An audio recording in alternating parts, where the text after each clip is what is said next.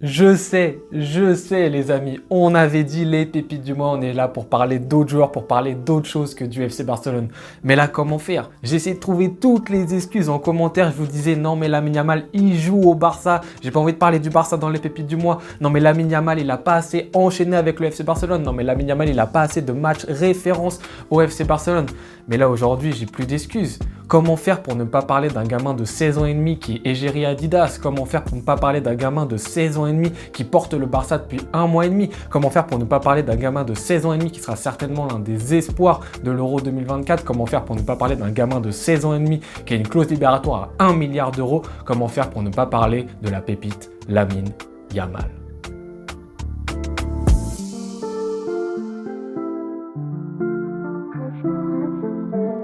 Lamine Yamal, mesdames et messieurs, est né le 13 juillet 2007 dans la banlieue barcelonaise d'une mère guinéenne et d'un père marocain. C'est un enfant qui est né le ballon entre les pieds, qui a joué au football dès sa tendre jeunesse et qui rejoint la Masia à l'âge de 7 ans. La Masia dans laquelle il va faire toutes ses classes, la Masia dans laquelle il va exploser tous les records possibles. En U12, il marque 138 buts en 58 matchs. À l'âge de 13 ans, il rejoint les moins de 16 ans. En 2022, alors qu'il a 15 ans, il rejoint les U19 et bat le record de précocité de buts chez les juvéniles A en battant un certain Ansu Fati. En 2022-2023, on commence à rentrer dans une saison importante pour Lamine Yamal puisque c'est la première saison dans laquelle il va s'entraîner avec les A. Alors il ne s'entraîne pas 100% du temps avec l'équipe première, mais il commence à faire ses premiers pas, à être visible de plus en plus pour Xavi qui va le faire jouer son premier match professionnel en avril 2023 et il bat ainsi le record de précocité pour un joueur du FC Barcelone dans l'équipe pro. Durant le dernier mois de la saison, le FC Barcelone est champion d'Espagne avec une certaine facilité, mais on va pas faire gravir les échelons trop vite à Lamine Yamal, on va pas le faire enchaîner, lui faire sauter les étages beaucoup trop rapidement, mais en tout cas, ses premières minutes de jouer en fin de saison inaugurent une saison 2023-2024 très importante pour Lamine Yamal.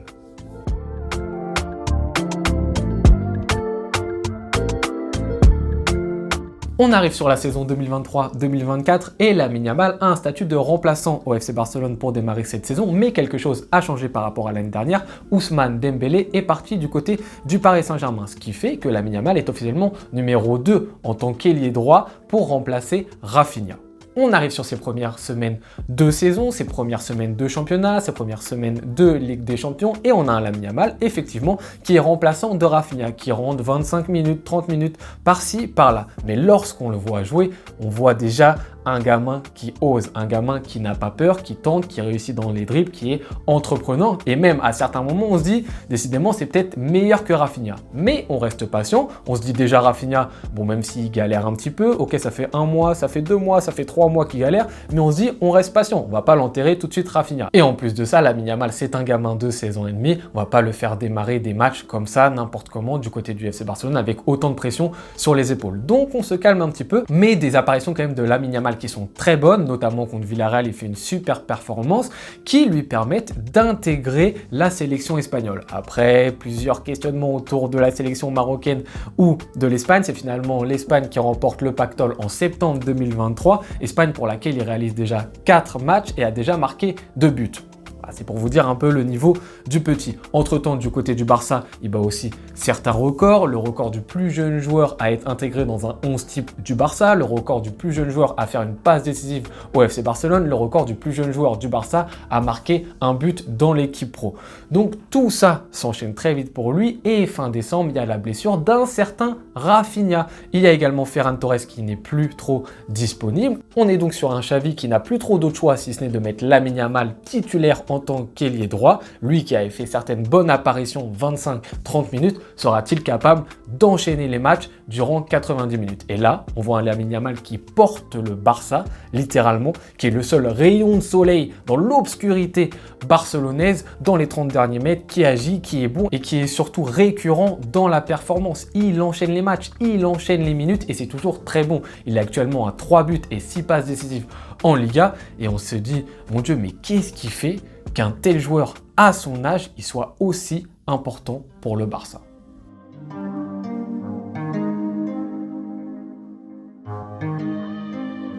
En voyant Lamine Yamal jouer, La première caractéristique qu'on dénote, c'est sa qualité de dribble. Longtemps comparé à un certain Lionel Messi pour tout ce qu'il a réalisé, surtout à la Masia, je trouve que sa qualité de dribble et la manière dont il se meut sur le terrain ressemble beaucoup plus à Neymar.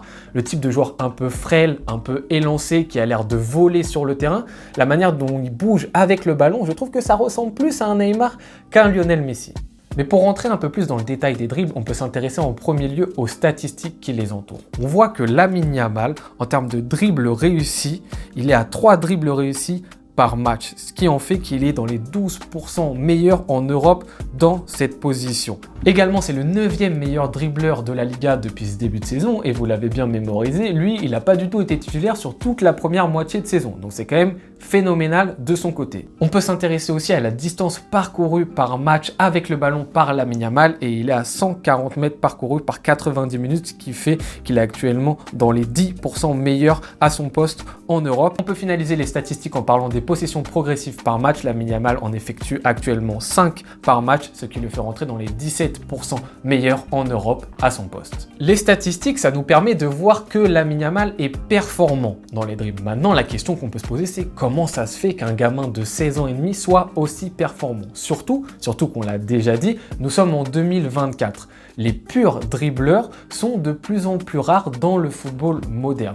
Pour être un bon dribbleur, il faut aussi avoir un côté important qui est le côté athlétique. En témoigne typiquement Vinicius Junior, qui est un excellent dribbleur, mais qui est surtout performant parce qu'il a ce côté athlétique. Au niveau des jambes, au niveau du corps, il a la capacité lorsqu'il dribble son adversaire, donc lorsqu'il arrive à faire quelque chose d'inné, de continuer à passer son adversaire, de passer son corps devant lui et ensuite d'avoir une réaccélération parce qu'il a travaillé sur son côté athlétique. Aujourd'hui, si tu n'es qu'un pur joueur fin, mais qu'athlétiquement tu n'es plus présent, c'est beaucoup plus difficile de performer que dans le football d'antan. Et typiquement, Lamine Yamal, vous voyez très bien, c'est un joueur frêle. Donc on se dit, mais comment ça se fait déjà par rapport à son âge et par rapport à son gabarit qu'il arrive autant à performer? Alors selon moi, c'est tout simplement grâce à la notion et la combinaison d'une chose qui est la gestion espace-temps. Tout d'abord sur la notion d'espace. Vous regardez bien, Lamine Yamal, c'est un joueur qui comprend très bien l'espace dans lequel il doit aller balle au pied. Tout d'abord pour lui, pour trouver un espace qui va être facilitant pour lui, mais également un espace qui va être facilitant pour son équipe. Son objectif, ce n'est pas uniquement de me dire je vais dans un espace et c'est bon pour moi. C'est non, je vais dans un espace qui sera bon également pour mon équipe. Et ce qui est ultra impressionnant également, c'est qu'il le fait à une très grande vitesse. Sa prise de décision pour trouver l'espace juste se fait très rapidement. Pour ce qui est ensuite de la question du temps, qui est selon moi la notion peut-être la plus importante dans le football. À savoir que quand tu arrives à maîtriser le temps en tant que joueur, c'est que tu es certainement l'un des meilleurs joueurs du monde. La notion de temps, moi surtout, c'est par rapport au fait qu'un joueur dans une situation où il y a un haut stress qui l'entoure, souvent on voit les choses très rapidement et on agit très rapidement. Quand tu arrives à contrôler ce temps-ci, tu vois les choses à l'inverse très lentement. Et donc tu as le temps d'effectuer ce que tu veux. Mais pour ça, il faut que tu sois sûr de tes qualités, sûr de ce que tes pieds vont t'apporter avec le ballon. Typiquement, Lamine Yamal, lui, il n'est pas sous pression. Il voit les choses au ralenti. On voit quand il est sous pression que lui va être collé à sa ligne, qu'il y a un joueur qui va foncer sur lui, que tu es dans une situation délicate. Lui prend le temps de trouver la bonne situation. Quand il va y avoir une prise à 2 sur lui, il arrive à réfléchir pour trouver la bonne situation. Une prise à 3, je réfléchis, je trouve la bonne situation. Alors que plein de gens vont se dépêcher, vont essayer de tenter un dribble en vitesse un peu n'importe comment. Peut-être ça va passer, mais c'est un peu du hasard. Lui arrive très souvent à trouver le choix juste par le dribble, arrive bien à s'en sortir.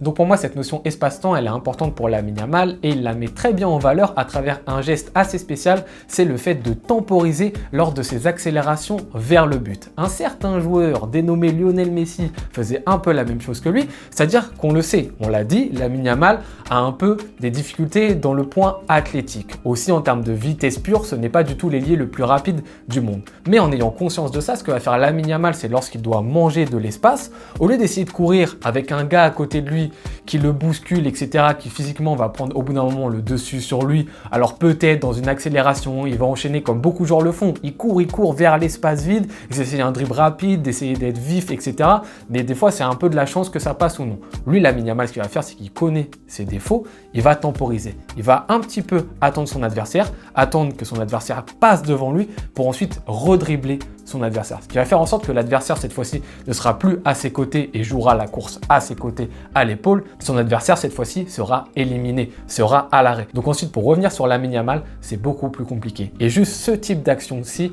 ça résume très bien la notion et la très bonne gestion de Lamine Yamal sur l'espace-temps. Maintenant, la deuxième grande qualité selon moi de Lamine Yamal, c'est sa qualité de passe. Comme pour les dribbles, intéressons-nous tout d'abord aux statistiques qui l'entourent sur cette donnée. Si on s'intéresse aux passes, on voit que dans les expected assists, Lamine Yamal en réalise 0,32 par match, ce qui le fait être dans les 7% meilleurs à son poste en Europe. Également, on peut s'intéresser aux passes réalisées dans la surface de réparation. Il en réalise 2,5 par match, ce qui le fait être cette fois-ci dans les 5% meilleurs à son poste en Europe.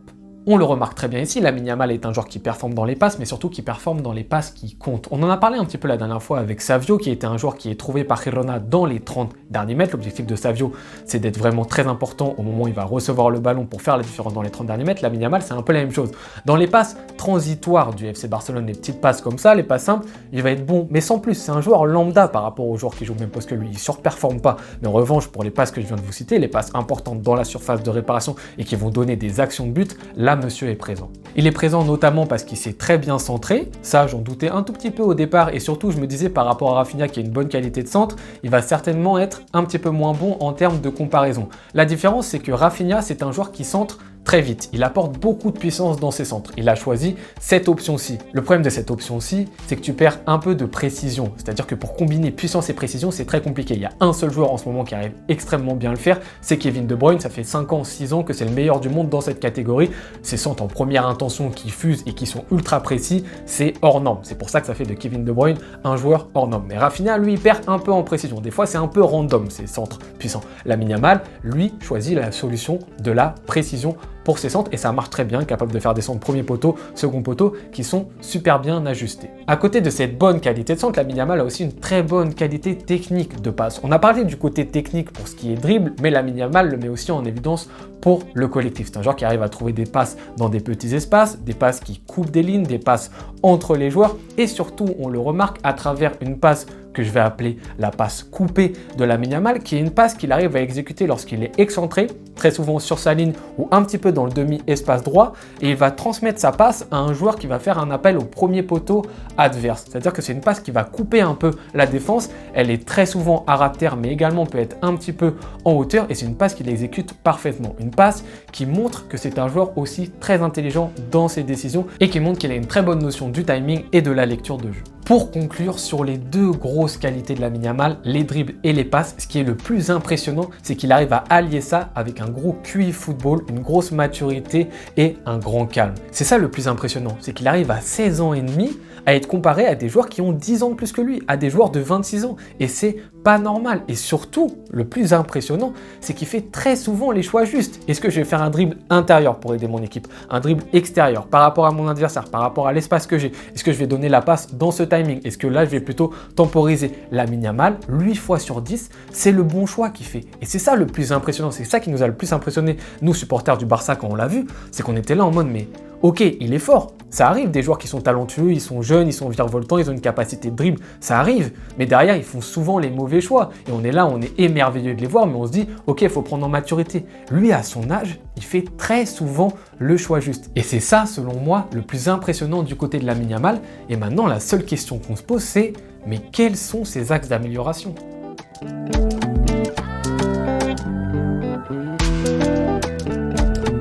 Le premier gros point d'amélioration de Lamine Yamal, c'est sa finition. Pour mieux en parler que moi, je vous invite à aller regarder la vidéo de Data Football qui a fait justement une vidéo il n'y a pas très longtemps sur le cas Lamine Yamal, pourquoi il est aussi fort à son âge, etc.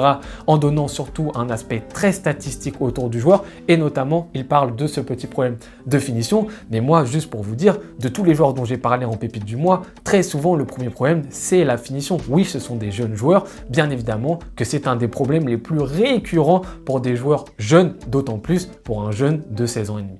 Le deuxième grand axe d'amélioration de Lamine Yamal, c'est le côté physique. Tout d'abord, le côté purement physique qu'on voit de base. C'est un joueur qui a 16 ans et demi, et oui, à 16 ans et demi, tu continues d'évoluer physiquement. Tu continues à grandir. Apparemment, déjà, là, depuis le début de saison, il a pris 2,5 cm, il a pris 7 kg de masse musculaire, donc on est encore sur un joueur qui évolue physiquement. On le sait, pour un ailier, attention, le Barça vise 1,80 m maximum pour Lamine Yamal, c'est peut-être un peu trop dangereux d'être très grand. Donc va falloir surveiller ça. Également sur ce côté un petit peu physique, regardez le volume de jeu qui doit s'améliorer de la part de Lamine Yamal. On sait, on l'a pas trop dit, mais c'est un joueur qui défend plutôt bien, surtout intelligemment. Pourquoi? Parce qu'il a été formé à la Masia, qui sait faire un contre-pressing, qui sait couper une ligne de passe. Il sait le faire. Maintenant, il faut le volume de jeu pour le mettre en action. Et ça, le volume de jeu, parfois, il l'a pas trop. C'est normal, il a 16 ans et demi. C'est totalement logique. Il n'y a aucun problème à ça. Mais il faut qu'il le travaille, ce volume de jeu, cette endurance pour répéter cet effort. On voit qu'il est intelligent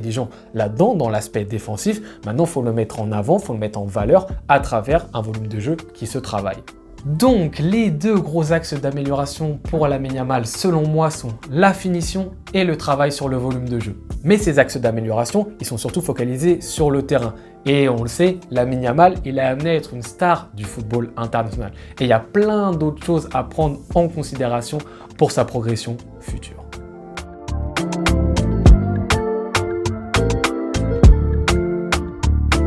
Concernant la gestion de Lamine Yamal, en premier lieu, le côté physique. On en a parlé pour ce qui se passe sur le terrain, mais maintenant, comment est-ce qu'on gère le cas Lamine Yamal dans l'enchaînement des matchs? On l'a dit, c'est un joueur de 16 ans et demi qui est ultra important pour le FC Barcelone. Mais on a les cas Gavi, on a les cas Pedri, on a les cas Ansu Fati du côté du Barça. On le sait, on est tiraillé entre se dire ok, offensivement, il est indispensable au Barça et il a 16 ans et demi, il va bientôt exploser s'il enchaîne trop. S'il joue l'Euro avec l'Espagne, s'il joue les JO avec l'Espagne, comment est-ce que ça va se passer? Comment est-ce qu'on va faire? Donc tout ce qui va être la gestion et le questionnement autour de l'enchaînement de Lamine Yamal va être très important pour son futur. Attention à ne pas commettre les mêmes erreurs que dans le passé.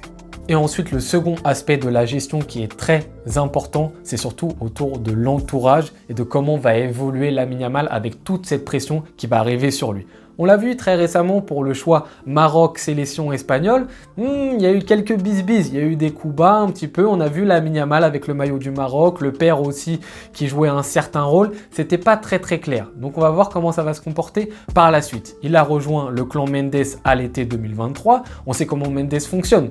Ok, ça peut très bien se passer, mais ensuite tu rentres dans une écurie, si ça commence à décliner un petit peu, Lamine Yamal va vouloir voir ailleurs, Lamine Yamal va vouloir avoir du temps de jeu autre part, Lamine Yamal va vouloir avoir un plus gros salaire, tu rentres dans une écurie très importante avec un agent qui est très influent. Ensuite, on peut parler également du cas Adidas. Au moment où je tourne la vidéo, ça fait 3-4 jours qu'il est officiellement égérie Adidas. C'est pas pour parler du choix Adidas ou quoi que ce soit, il fait ce qu'il a envie de faire, mais c'est surtout pour parler du fait qu'il va être de plus en plus sollicité. Et on a vu beaucoup de joueurs dans le football très talentueux, malheureusement qui se sont un petit peu perdus sur les à côté du football, qui sont des fois devenus plus influenceurs, plus rappeurs, plus chanteurs qu'autre chose dans le football. Lamine Yamal va être sollicité. Il est très jeune, ça commence dès maintenant. Va-t-il avoir les épaules? Après, chacun fait ce qu'il veut. Moi, les joueurs qui ont choisi de faire ça, si tu as envie de dédier ta vie plus à ça qu'à autre chose, tu as le droit de faire ce que tu veux, il n'y a aucun problème. Mais tes ambitions, elles doivent être un peu revues à la baisse. Tu peux pas prétendre être un joueur top 10 mondial, entre guillemets, et faire trop de choses à côté, je pense, en tout cas pour performer dans le football.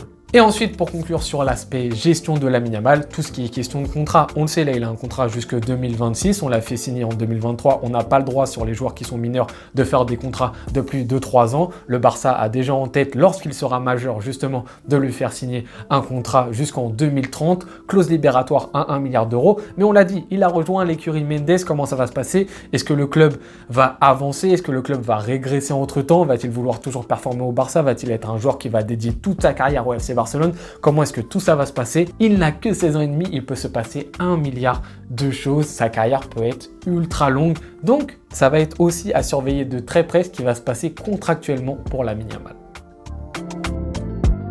Les amis, c'est la fin de la vidéo de la pépite du mois de février, Lamine Yamal. J'espère que vous avez kiffé. Si vous n'avez pas vu les autres, Nico Williams, Take Kubo, Savio, allez les regarder. On reste un peu sur le même style de vidéo. Ça me ferait un plaisir d'avoir vos retours en commentaire. Je vous remercie beaucoup d'avoir regardé la vidéo jusqu'ici, les amis. On se retrouve très bientôt. Je vous souhaite bonne journée ou bonne soirée en fonction de quand est-ce que vous la regardez. Ciao!